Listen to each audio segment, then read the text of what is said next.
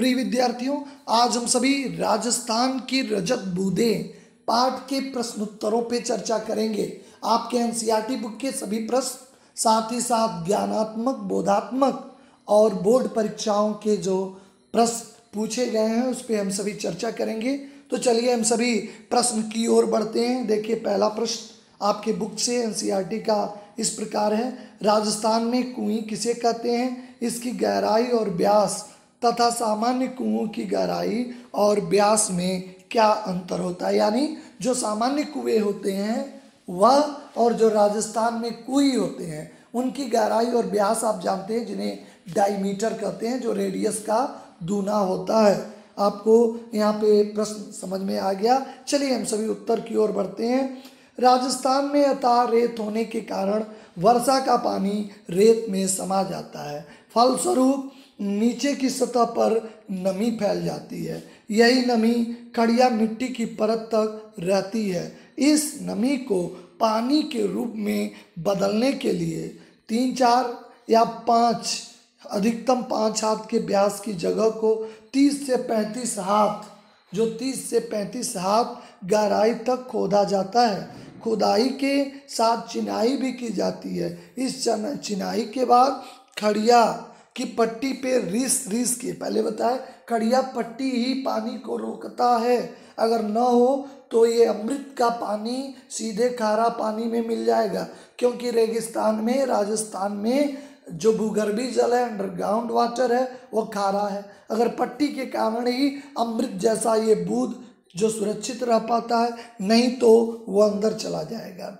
पानी एकत्र हो जाता है। इसी तंग और गहरी जगह को कुएं कहा जाता है। कुएं केवल व्यास में, कुएं के व्यास में छोटी होती है, पर गहराई में कुएं जितनी होती है। इसका मुंह इसलिए छोटा रखा जाता है, छोटा रखने के कारण है कि यदि कुएं का व्यास बड़ा होगा तो उसमें कम मात्रा का पानी ज़्यादा फैल जाएगा और ऊपर से निकालना भी कठिन होगा। अगर व्यास ज़्यादा होगा तो कम पानी होता है, दिन भर में 2-4 घड़े प्राप्त होते हैं, तो नीचे फैला रहेगा।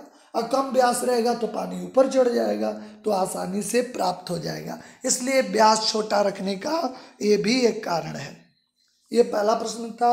आइए हम सभी दूसरे प्रश्नों पर विचार करते हैं कि दिनों दिन बढ़ती पानी की समस्या से निपटने में ये पाठ, देखिए जल के लिए एक विचारक ने कहा भी है कि अगर तृतीय विश्व युद्ध होगा तो होगा पानी के लिए, जल के लिए। जल है तो कल है, जल ही जीवन है। तो कहते हैं इस पाठ में कैसे समझने में मदद मिलती है कि देश तथा अन्य राज्यों में इसके लिए उपाय हो रहे हैं, जाने और इसको लिखना है। देखिए, दिनों दिन पानी की समस्या विकराल रूप ले रही है। मानव की प्रकृति के अधिक दोहन के कारण पानी की समस्या भयंकर हो जा रही है। यानी हम प्रकृति जैसे उपहार वस्तुओं का भी हम दोहन करते हैं, उनका दुरुपयोग करते हैं। नदियों का जलस्तर घटता जा रहा है। नदी में जो जल का वाटर लेवल है वो दिन प्रतिदिन कम होता जा रहा है। सभी जगहों में लोग पानी की कमी से जूझ रहे हैं।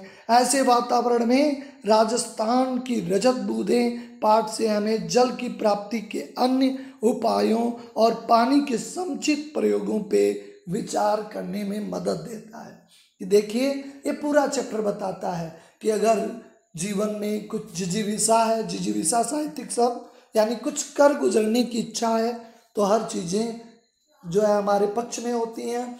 अगर कुछ न करने की अगर हमारे दिल में बातें हों तो निश्चित तौर पे जैसा हमारे अंदर विचार होंगे वैसे हमारे कार्य होंगे। परिस्थितियाँ कुछ नहीं करती हैं, कठिनाई कुछ भी नहीं कर सकता है। राजस्थान के लोगों ने साबित कर दिया कि बालू, रेत के कणों में से भी अमृत जैसा पानी निकाल सकते हैं। कहते हैं ऐसे सरकार की तरफ से अभियान चलाए जा रहे हैं। कई सरकारी और गैर सरकारी अभियान चलाए जा रहे हैं। लोगों को प्रिंट मीडिया, विज्ञापन आदि कार्यक्रमों से सिने जगत की हस्तियों द्वारा पानी की कमी को विषय में अवगत कराया जा रहा है। गाँव और शहरों में वर्षा के पानी के बचाव के कई उपाय किए जा रहे हैं। गाँवों में तालाबों का पुनर्निर्माण, आप देखते होंगे नारेगा, राष्ट्रीय महात्मा गांधी राष्ट्रीय जो रोजगार गारंटी योजना के तहत तालाबों का पुनर्निर्माण किया जा रहा है। छोटे कुएं, बावड़ियों, जलाशय का निर्माण कर पानी के भूमिगत जल स्तर को बढ़ाया जा रहा है। अब वर्षा के जल के संचयन की आवश्यकता है। यदि ये सब उपाय अपनाए जाएं तो ही इस समस्या से निदान मिल सकता है। आइए हम सभी बढ़ते हैं आगे प्रश्न की ओर। चेजारों के साथ साथ गांव समाज के व्यवहार में पहले की तुलना में आज फर्क आया है। पाठ के आधार पे आपको बताना है। तो देखें, चेजारू कोई निर्माण के दक्ष चिनाई करने वाले लोग, कारीगर को कहा जाता है। राजस्थान में पहले चेजारों को विशेष दर्जा प्राप्त था। कुई बन जाने पर एक विशेष उत्सव का आयोजन किया जाता था। तब चेजारों को विदाई के समय तरह तरह की भेंट दी जाती थी।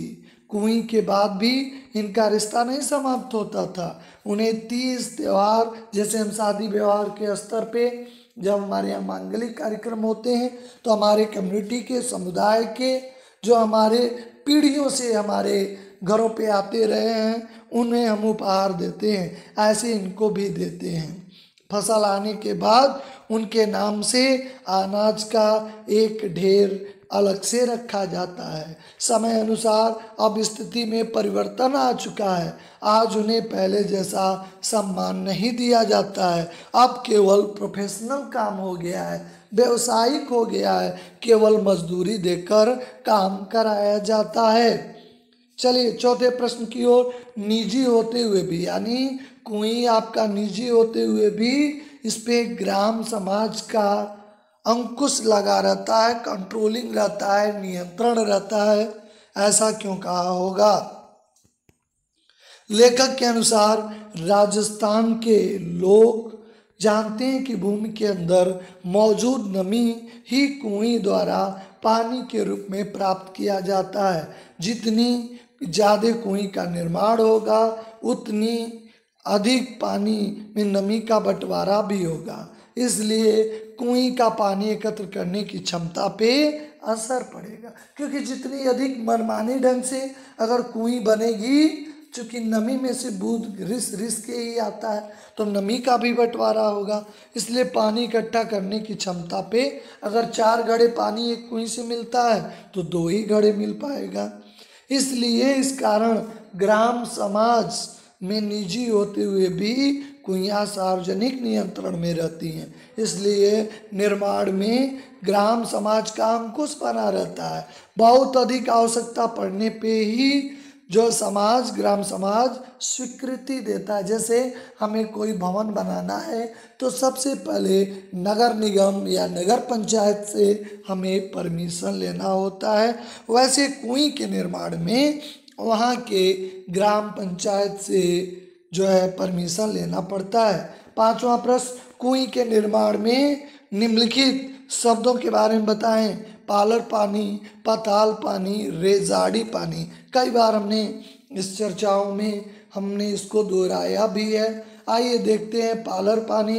पालर पानी का अर्थ है बरसात का सीधे रूप में मिलने वाला यह जल, जैसे नदी, तालाब, पोखरे में जो एकत्र होते हैं, यानी बारिश का जल ही पालर पानी होगा।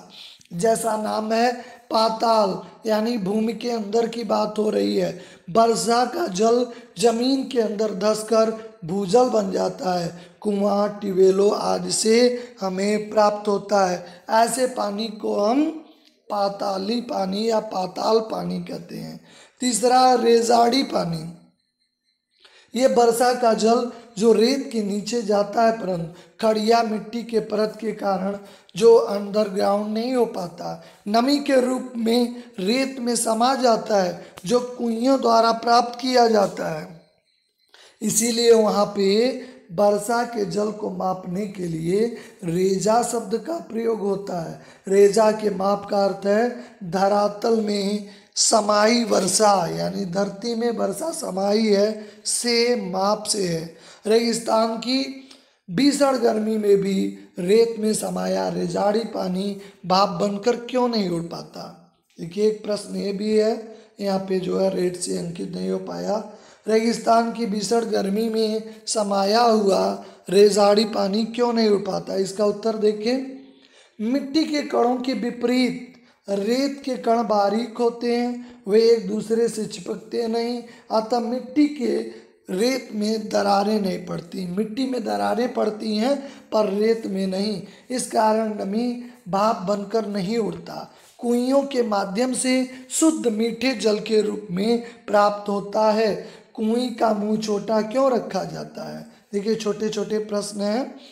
कुएं का मुंह छोटा रखने के पीछे प्रमुख 3 कारण हैं, क्योंकि दिन भर में मुश्किल से 2 ही 3 घड़े पानी मिल पाते हैं, एकत्र हो पाता है। बड़ा व्यास होने पे गहराई कम हो जाएगी, जिससे निकलना संभव नहीं होगा। चौड़ा मुंह होने पे जो होगा, गर्मी से पानी वाष्प बनकर उड़ जाएगा।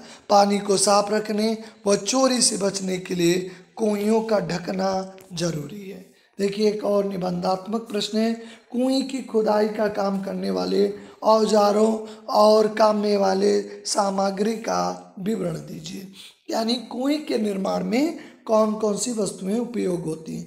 कुएं की खुदाई का व्यास कम होने के कारण फावड़े या कुदाल से नहीं की जाती है, बसौली का प्रयोग किया जाता है। बसौली एक छोटा हथियार होता है जिसमें फावड़े का आकार जैसा एक औजार होता है और लेकिन छोटा हत्था होता है। ये खीप नामक घास का भी प्रयोग करते हैं। 3 अंगुल मोटे रस्से का भी प्रयोग होता है। जहाँ खीप का घास उपलब्ध नहीं होता वहाँ चिनाई के लिए अरड़ी, बड़ जिसे कैर कहते हैं, बावल या कुम्बट की पेड़ों के लट्ठों का भी प्रयोग किया जाता है। एक प्रश्न और है कि एक कुएं की चिनाई में लगभग कितना रस्सा लग जाता है, ये आपका प्रश्न है।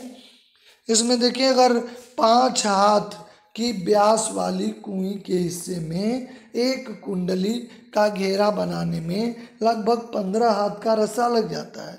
1 हाथ की गहराई तक चिनाई में 8 से 10 लपेटे लग जाते हैं। अगर 30 हाथ की अगर रस्सी बनानी है तो 4000 हाथ लंबा रस्सा लगेगा। तो इस तरह हमने कुछ लघुत्तरी और आपके पाठ्यपुस्तक के प्रश्नों का हमने यहाँ पे अध्ययन किया। आशा है कि आप चैप्टर पढ़े हैं। ये प्रश्न का उत्तर बड़ा ही सटीक ढंग से अपने शब्दों में लिख सकते हैं। चलिए अब यहीं विराम, फिर नेक्स्ट वीडियो में आपसे मुलाकात होती है। आप सभी का धन्यवाद।